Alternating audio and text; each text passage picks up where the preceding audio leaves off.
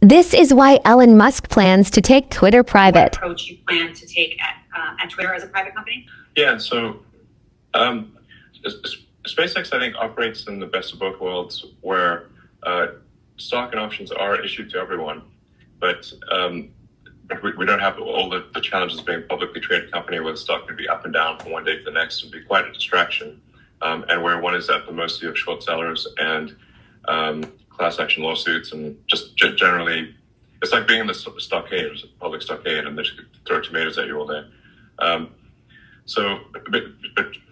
But SpaceX still allows liquidity, and so every 6 months there's a liquidity event at SpaceX, and people have the opportunity to sell their shares, and that's worked very well for the whole life of the company.